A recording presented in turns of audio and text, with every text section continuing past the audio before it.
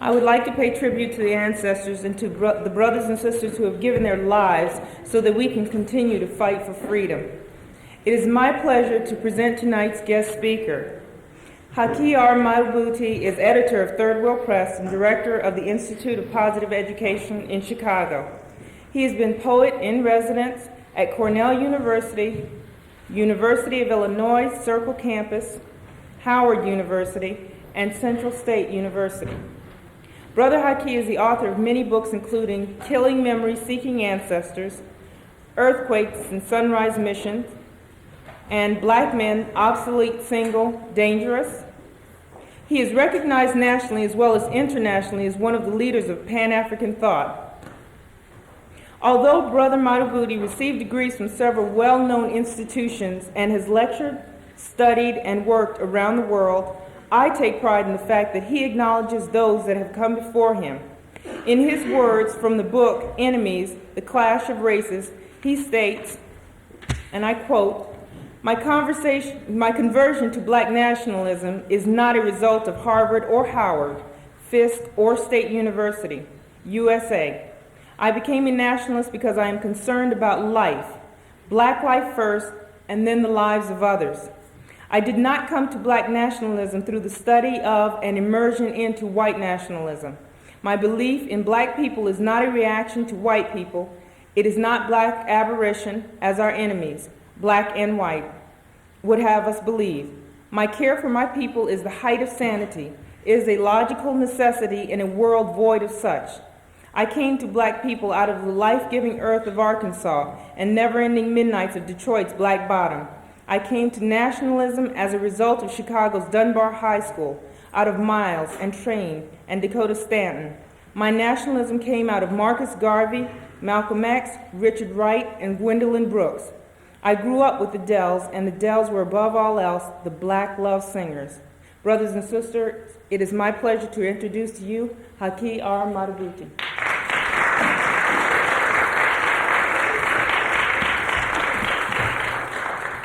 Thank you very much. Really happy to be here.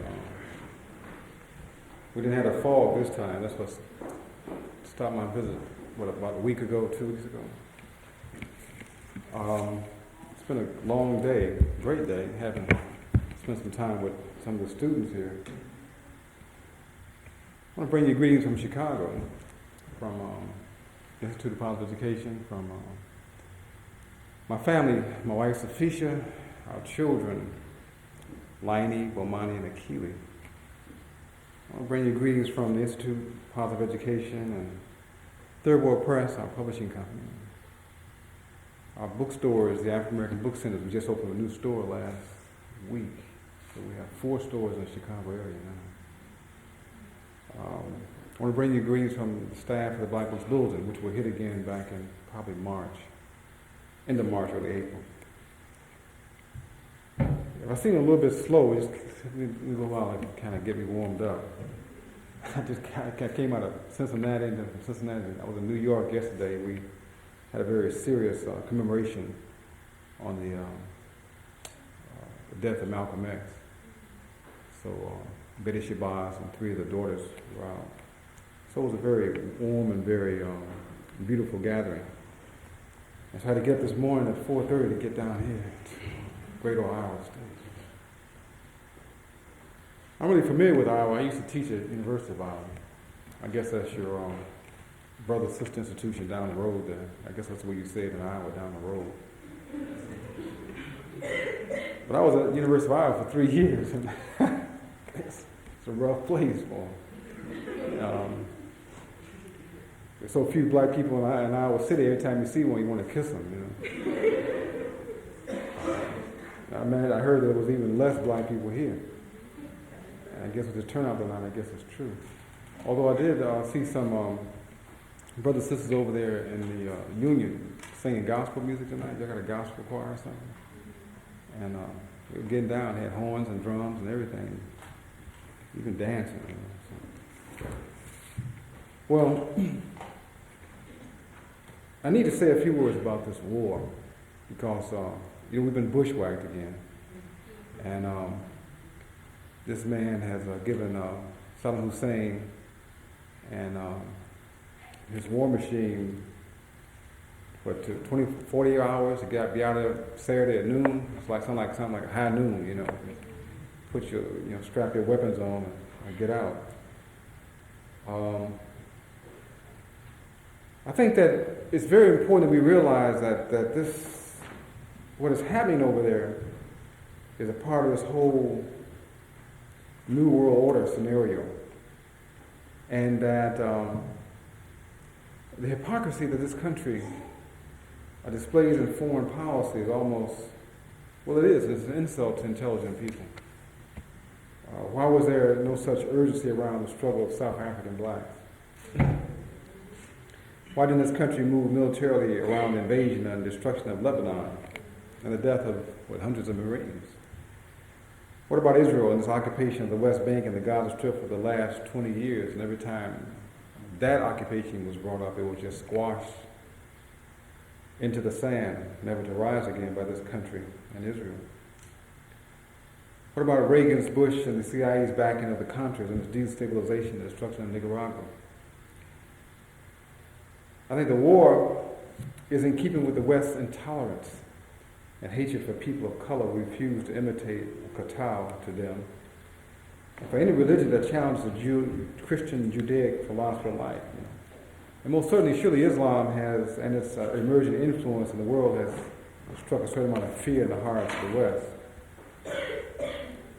And I think that it's very important to also realize that Bush has, the Willie Horton president, has personalized his conflict. In December, George Bush, blowing steam to some visiting congressman, stated, quote, "If we get into an armed situation," end quote, with Saddam Hussein, quote, "he's going to get his ass kicked," end quote. And of course, Saddam Hussein, who does have certain personality problems himself, has become, in the words of the most powerful military man in the world, not just a third world dictator, but, quote, Hitler, the live reincarnation of Hitler. I mean, but the thing, why are people buying this mess? What's behind all of it?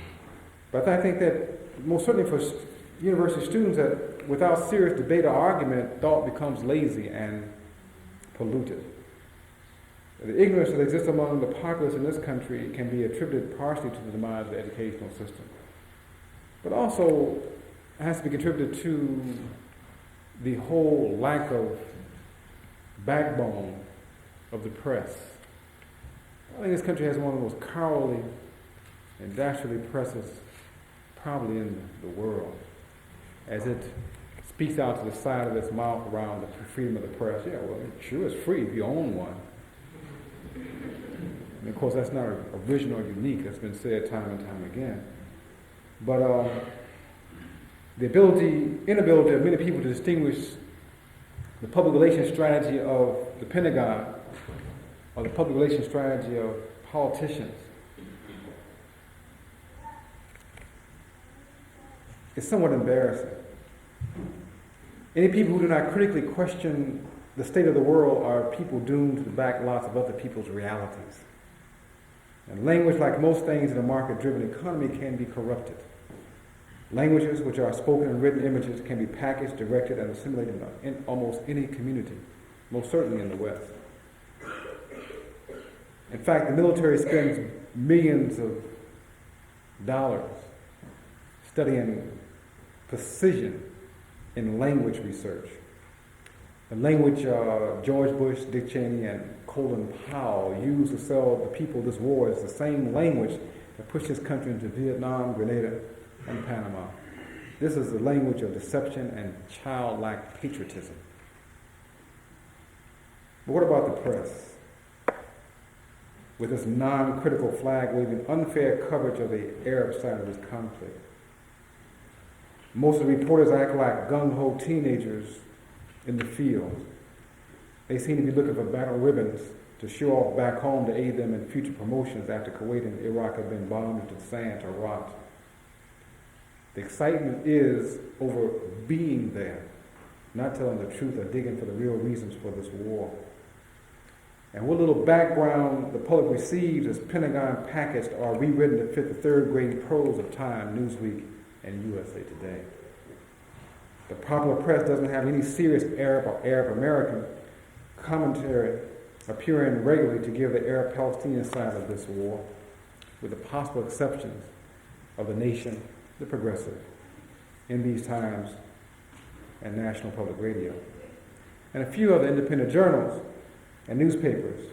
The Arabs, in effect, new niggers, would be all but invisible if it wasn't for the few independent press representatives of the press I mentioned. But it sounds like business as usual to me. However, the Israeli solution to the problem commands front-page coverage and evening news highlights each day. From New York's Mayor Dinkins praying at Jerusalem's Wailing Wall to the racist utterings of A.M. Rosenthal and William Safire in the New York Times. The Jewish side of this struggle is never without heroes, potential big dollars, and constant historical rewriting. I'm skipping through this because it's an editorial idea for one of the magazines, and I'm just kind of giving you some highlights to go to the. But what are the other obscene realities of this war? And that's what I wanted to just kind of share with you. And that will be relegated to the sidelines and back pages of newspapers. One, the country is distracted from scandals like the savings and loan debacle, the banks about to go under, insurance companies are having serious trouble. All over the country, real estate is in big trouble. The $500 billion plus and growing ripoff, where Bush's son, Neil Bush, some congressmen and other well-connected white men are walking away free, rich, and smiling with an American flag in one hand, their sons and daughters going to the best schools money can buy. The potential disruption around the whole economic situation in this country has been set aside as a result of this war. And I'm one who feel and believe that we've been set up. When April Gillespie, she was the reigning diplomat in Iraq, and when she talked to Saddam Hussein back in the summer, and the question was put to her, what about Kuwait? Can we, her thing was, look, this is an Arab problem. And of course, after he went in there, she said, well, I don't think we're going to take the whole country, so maybe a couple of islands or something like that.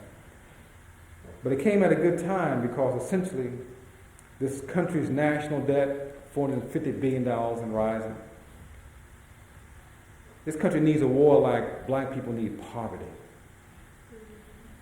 It is estimated that this war will cost the country somewhere between $0.5 to $1 billion a day. That's even with the contributions from the so-called allies. But again, you start looking at the homelessness, the unemployment, which are at unmanageable levels. And of course, one of the reasons that black people, African Americans, Latinos, Native Americans, women, and poor whites are in the military in many cases because they cannot make it out in the civilian world. I know young brothers leave the south side, west side of Chicago, the lower east side of Detroit. They leave Harlem and the Bronx and Brooklyn and go in the war to escape the war in their own neighborhoods. So rather than fight a war in southeast D.C., they end up fighting a war in the Mideast. You're talking about serious problems in this country. Tens of millions of people do not have adequate health coverage in this care, which is really a real comment on quote-unquote civilization. AIDS continue to spread like polluted water, affecting mainly African-American women now. And illegal drugs are available as rock candy. For the last year, I've been serving on the National Commission on Crime and Justice, which was set up by the American Friends Service Committee. And I and the 26 other commission members, we've been traveling around the country, visiting prisons and having hearings. The American Friends Service Committee, they are the Quakers. The Quakers founded the prison system in this country about 200 years ago. Well, they realized it's not working. You have 600,000 plus black men in prison. You have more black men in prison than in colleges and universities. It costs approximately $16,000 to keep a brother in prison. What's the average cost for a state school like University of Iowa, Iowa State. The point I'm trying to make is that there is something happening. You have a small clique of white men running the world. And everybody else buck dances to what they say. And I'm ready for the questions around that anytime. But before we take it, let me get into the main task and why I'm here. That for the last 12 years, along with working within the black community and my other duties in terms of maintaining my family and building these institutions, I've been writing a book, A Black Man, Obsolete, Single, Dangerous, the African American Family in Transition. And one of the questions I was trying to answer, well, why is it that black men are being snatched from the earth in this country like sand in a windstorm? Why is it that 1 in 4, which is really not accurate, it's like 1 in 3 black men are involved in the criminal justice system in this country, either in jail, prison, parole, going through the courts, compared to 1 in 10 Hispanics and 1 in 16 whites? Why is that? Why is it that over 2 million black children go to bed each night not knowing who their fathers are? Why is that? Why is it in our own communities we find it difficult for black women to walk down streets at night without fear? Why? Why as I come to these campuses and the sisters outnumber the brothers sometimes 2, 3, 4, 5 to 1. And as a result of that, all kind of other friction develops in terms of the students here. What's happening to the men? Oh, I would ask the politicians and I would ask the ministers and all other people in positions of leadership within the context of our community, and you get all kind of pat answers. You get what I call the victim's analysis of the problem. And so having been in struggle for a long time, 30 some odd years, it became very clear to me that what is going on has eclipsed the warlike nature that I see happening between black men and white men.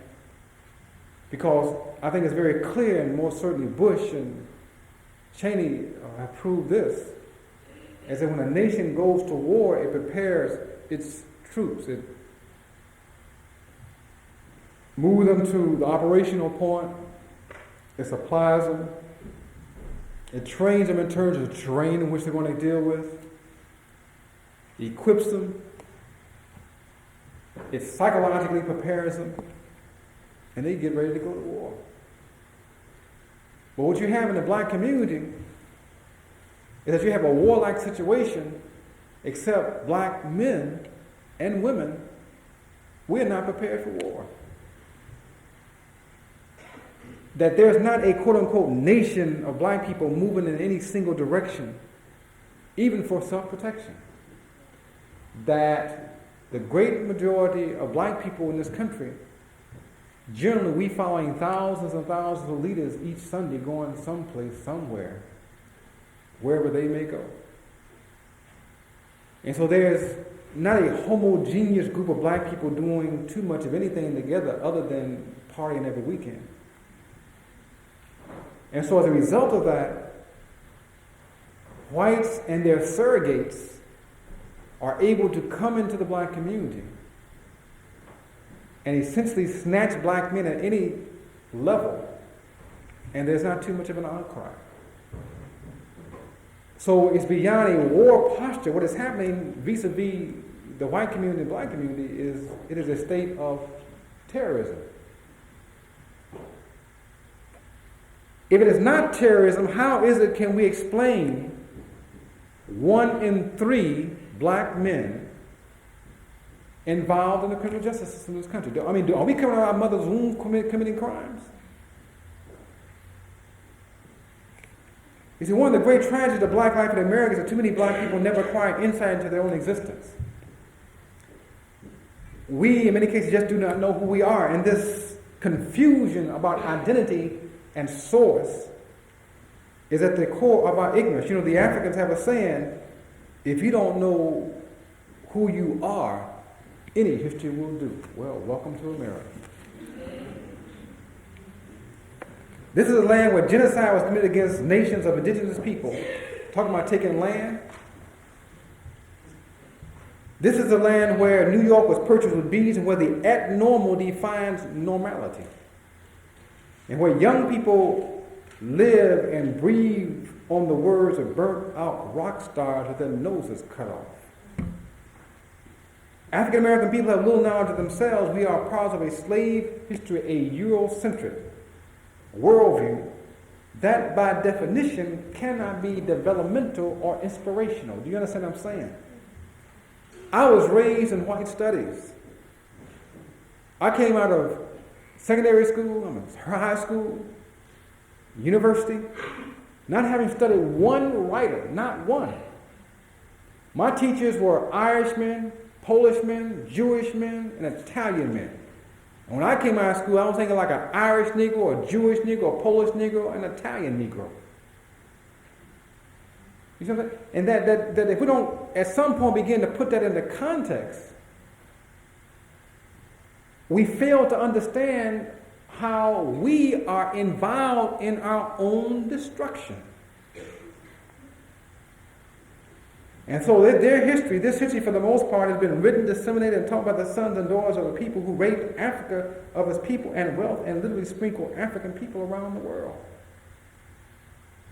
Black people did not get to America first class TWA. We didn't walk on water to come here. And what you have to realize is that in Brazil, you have 69 million people of African descent speaking Portuguese. In this country, you got 35 million people of African descent attempting to speak English. We don't even talk to each other. And so I think at one point we have to begin to think about how is it that we've been separated even just by language. Not even talking about space and time and history. And so Europeans, while sprinkling us around the world, they developed or created in their politics and their science, in their art and their economics, in their education, and this is crucial, in their education. This is why there's such a real loud outcry now at universities like this, the one I'm teaching at, Chicago, Northwestern, all over the Midwest, that white men are rising up defending the Western tradition. Great books of the Western world. Not one black writer, not one African American writer. If it wasn't so silly, it would just be a joke. At some point, you have to dismiss this stuff. If it just wasn't so serious, at some point you say, well, look, this is just really silly. All right? But these men and a few women, you see. But let me be very clear about something. Well, I'll clear that up later. But the point is that they recognize that in order to control the world, you have to control thought. Ideas and the creators of ideas run the world. Islam is an idea. Christianity is an idea. If you're a Democrat or Republican, those are ideas. If you're a member of the Sugar Hill Gang, that's an idea. Ideas run the world. The education I received in the black community was entirely different in content and context from that of whites. Not only was my training not a challenge, it was discouraging. The major piece of information I absorbed after 12 years of public education was that I was a problem, inferior, ineducatable, and a victim. As a victim, I began to see the world through the eyes of a victim. This is very important. Because what happens to victims is that the victimization essentially pushes one to rationalize one's own condition and blame it on oneself. I grew up on the Lower East Side of Detroit, Michigan. My mother did day work. She cleaned up white folks' homes. I never forget, at 10 years old, she took me to a 5 and dime store to buy me a birthday gift. This was the first real toy I ever received. It was a little blue airplane with a little blue string on it and blue propellers and blue wheels, and bring the airplane home, and I just really roll it on the linoleum. You know, when you have a linoleum, y'all have a linoleum. It's before rugs, I guess. I don't know. And I was really happy to get this little blue plastic airplane. This was plastic too. This was even before the Graduate came out, so plastic wasn't really popular at that time. And one Saturday, she took my sister and I to Dearborn, Michigan. Now, Dearborn, Michigan at that time was where the movers and shakers lived that built the automobile industry in Detroit. The Arabs hadn't hit Dearborn at that point, believe me. They weren't there. And she took us to this house, and the living room was about the size of this auditorium. And so my sister and I, we began to walk through the house and walked up to one of the children's room and walked in there. They had a desk or a table. And on the desk or table, there was a box. And on the box, it said, model airplane. And looked on the table, and all this wood was out there, and he had a sheet with the direction on how to put this airplane together. And it hit me at 10 years old. Look, something's happening here. I noticed that when I was coming to Dearborn, Michigan, we didn't see any 5 and dime stores. We saw craft shops and hobby shops. Obviously, that's where the mother and father took their children. And to buy these model airplanes, they would bring them home, and the children would work for days to put these airplanes together, maybe by themselves or with the help of the parents, using the neck up, the brain. And so the children are learning mathematics and science and physics and, you know, the work, following the instructions on their own and with some help probably. And what was happening was developing two different types of consciousness. The consciousness in our community was essentially you go out and buy it and hope it works. It's not going to fly, it's just going to roll in the ground. In the white community was you invest in the toy, you bring it home, you put it together, and yes, it's going to fly. And so it was two different type of worldviews being developed very early. In our community, one of consumerism, buy and hope it works. And the other community was, well, look, yeah, I'll invest in it, I'll make it work. But also what was happening was that we were being taught very early, in many, many ways, to prepare yourself to work for somebody else. In this community, they were being taught in the same but more subtle ways and effective ways to run the world. Not to run after the world, to run the world, to run large universities, to run cities, to run corporations, to essentially run the world. How else could less than 9% of the world's population run the world? Unless you're taught from birth, this is your birthright, this is what you will do. Everybody in the world will follow you. You have to, boom, flip the lead. And so it's not an accident. Most certainly it is not something that's beyond comprehension. I mean, you get back to the whole manifest destiny philosophy. So when Saddam Hussein makes a move that's not in concert with the worldview of Europeans, you got 500,000 men and women over there getting ready to kick ass. So racism or white supremacy is not only alive and well in America, it's a growth industry. And we need to understand that white supremacy is a given fact of life in the world, is not vanishing anytime soon. Therefore, we cannot, if we are intelligent men and women, continue to use racism or white supremacy as an excuse to not execute our worldview. However, if you don't have a worldview to execute, then you will just continue to bug dance to somebody else's worldview.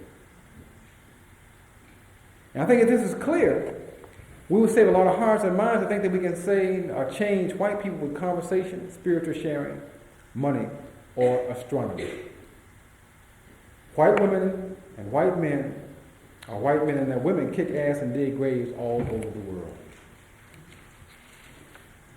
So the larger question is, what do a people do when the social, political, and economic conditions under which they live are not only designed to limit their intellectual and material development, but are structured ultimately to kill them? And what I'm saying, ladies and gentlemen, is that if white people really felt that the survival and the development, the real serious development of black people, Native Americans, Hispanics, was in the best interest of themselves and the country, things would be different. That is not the case. And you can argue till you are a different color in the face with these people all day long. All right? And they will come up with the same tired answer. Now, it is very important for us to understand the importance of culture. Culture. There are certain cultural resolutions or absolutions that should be non-negotiable as a people, any people, pursue beauty and power. And I say beauty and power because power without beauty is obscene. At the top of such a list is a necessity for the members of the people to know and be themselves. In effect, African American or black people, all 35 million plus, must have a common and individual understanding of their history, traditions, accomplishments, and mistakes. And believe me, we made a lot of mistakes. That's one of the reasons we're here. We made mistakes.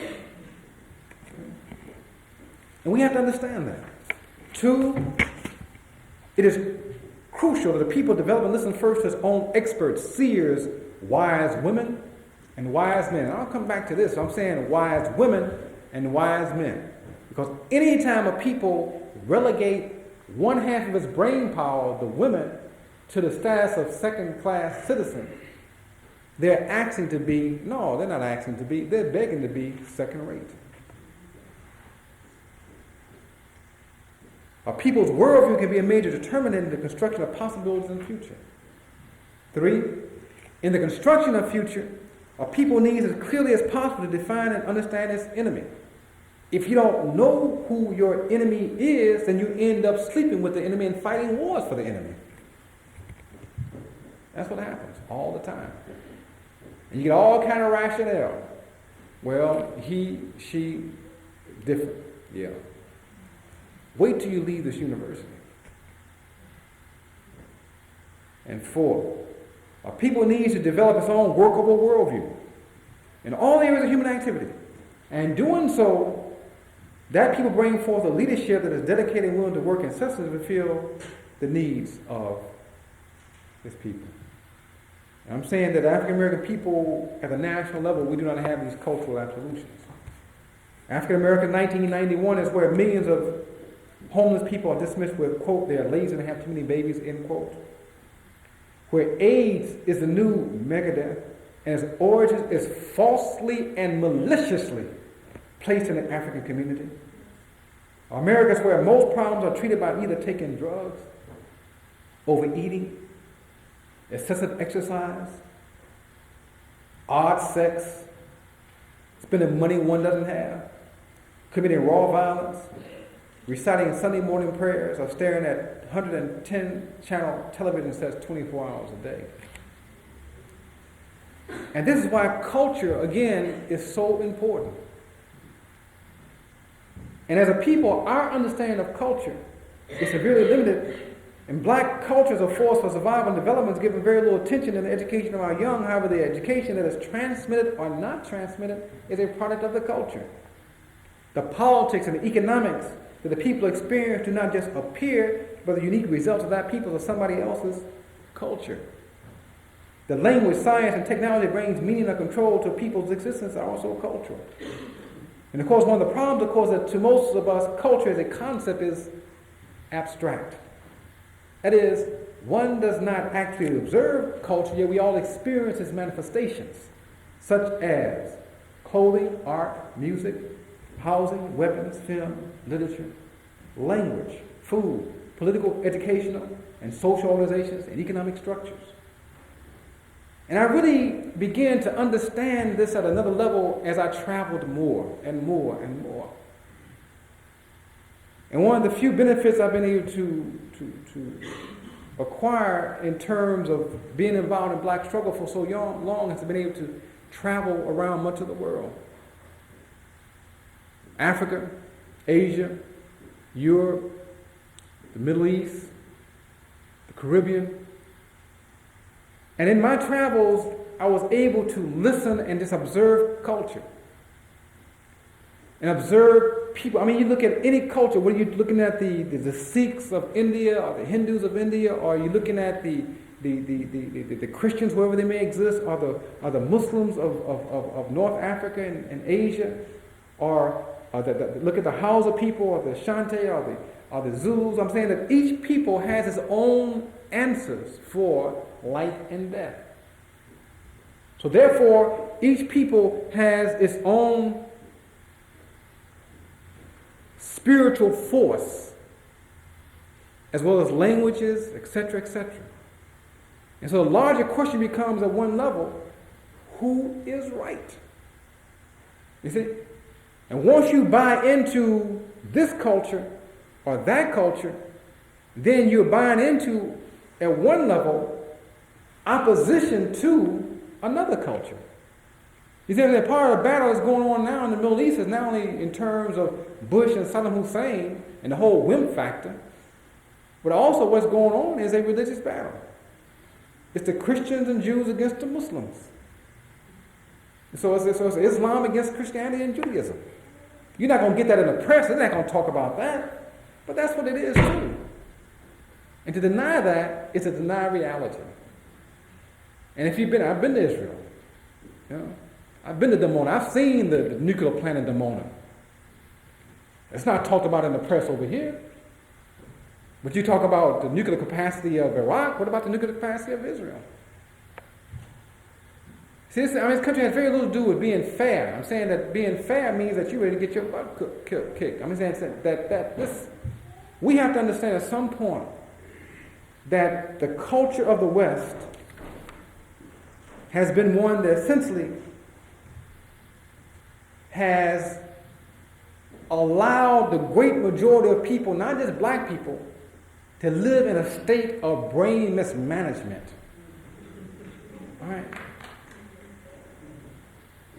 And so by focusing on culture, which is man and woman's medium, because there's not one aspect of life, and what T. Hall tells us is beyond culture, that's not touched and altered by culture. This means personality, how people express themselves, including shows of emotion, the way they think, how they move, how problems are solved, how their cities are planned and laid out, how transportation systems function and are organized, as well as how economic and government systems are put together and function. These are all cultural.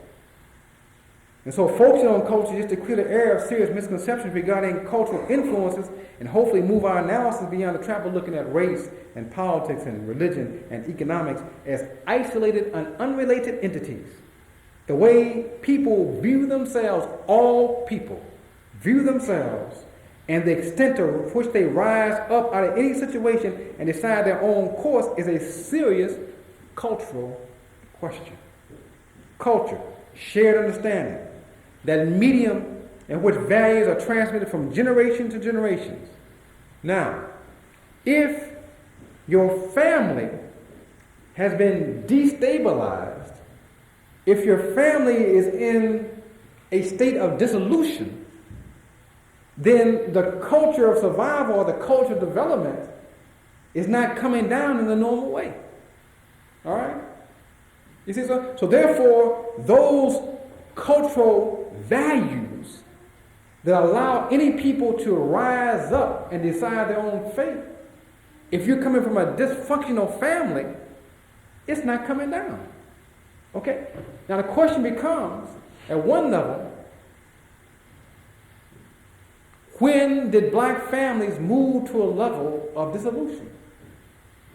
If you understand the economics in America, and you understand essentially that around the 1900, this country was basically an agrarian, had an agrarian-based, industrial-based economy, labor-intensive economy.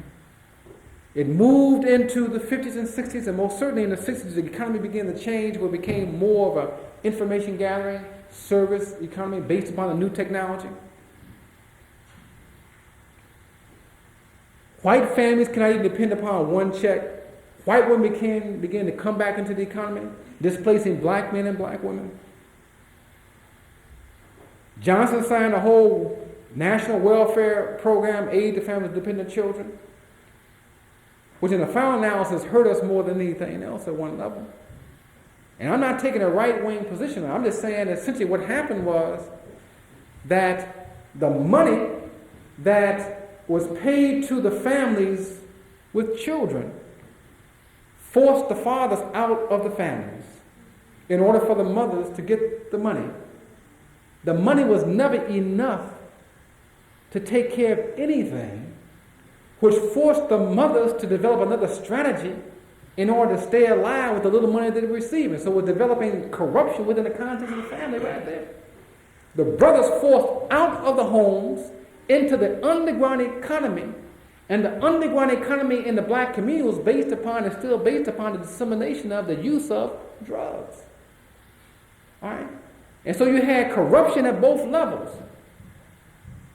And as a result of that, we're still battling, trying to pull ourselves back together. And so it is very clear that the destruction of black men started at birth, intensifies during boyhood, accelerates during the teen years, and finalizes in early adulthood. I'm not going to really give you the statistics. I think that just takes up time. I think that most of you probably know the statistics. But let me just get you to the bone of the argument. In the United States, black men are still involved in the establishment of significant firsts, such as first jailed, first killed in the streets, first underemployed, first fired, first confined to mental institutions, first in prison, first lynched, first involved with drugs and alcohol, first miseducated, first denied normal benefits of this country, first in suicide, first to be divorced, first denied medical treatment, first to be blamed for black problems. Indeed, black men are the first victims. However, the concept of black men being the first victims is not to set in motion the argument of who's oppressed the greatest, black men or black women. Oppression is oppression. And to quibble over degrees of oppression more often than not is an act of measuring up the effectiveness of our oppression. However, there are some basic male dynamics that need to be understood. Men run the world. This is not a sexist statement. It is indeed a sexist and male chauvinist reality. But men run the world. Also, men fight men and women to maintain control of their part of the world. And when women who are in positions of power and influence do not buck dance the way the men want them, they get rid of them, i.e. Margaret Thatcher. So there may be some women in leadership positions and let an opponent, but they're there because men see such concessions as politically wise in their best interest. White men control most of the world, economically, politically, and militarily. Saddam Hussein cannot whoop this country and its allies when he doesn't even produce weapons. I'm saying? So any weapons he buys from the West, he's buying second-level weapons. You see what? It's just like I'm going to go out here with a .38 trying to come up with against the Iowa Police Department, and they got 9mm and Uzis. And so I'm saying at one point we have to realize is that most certainly white men control the part of the world in which we reside in, which is the Western Northern world. Other facts are, one, white men do not fear white women. They're concerned, yes, but fearful no. White men and white women are partners, be it senior and junior partners. Even though there's a significant white women feminist movement in the country, in the final analysis, that's a family battle. Because in order to perpetuate the white race, white women got to go back to white men. Because anytime white goes outside white to mate, you don't get white. you get confusion.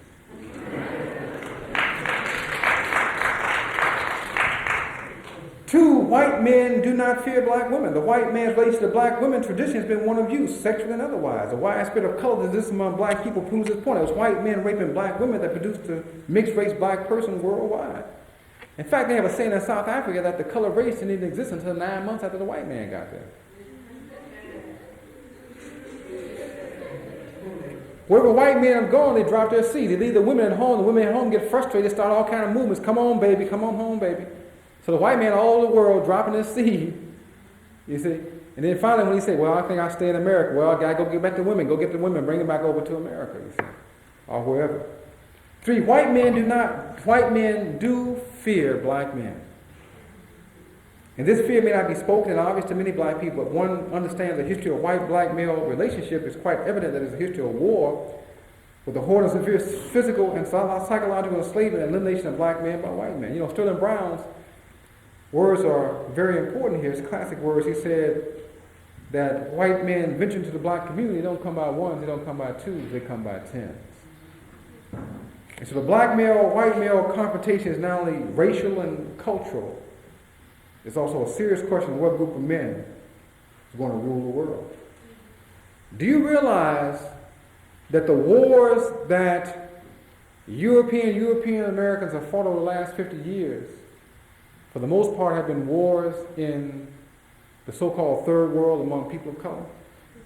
Then when you begin to look at what's happening in terms of Korea, Vietnam, most certainly Grenada, if you want to call it a war, Panama, you still don't know the destruction in Panama, and now, of course, in Iraq.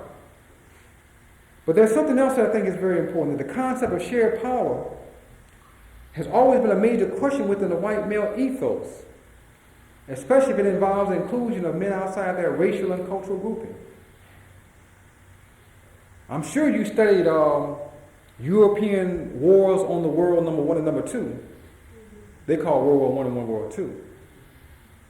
But I'm saying that one of their own historians, Oswald Spengler, told them, look, y'all got to stop fighting each other because we're not multiplying quick enough. And you keep killing each other off, and these colored whores are going to take over the world.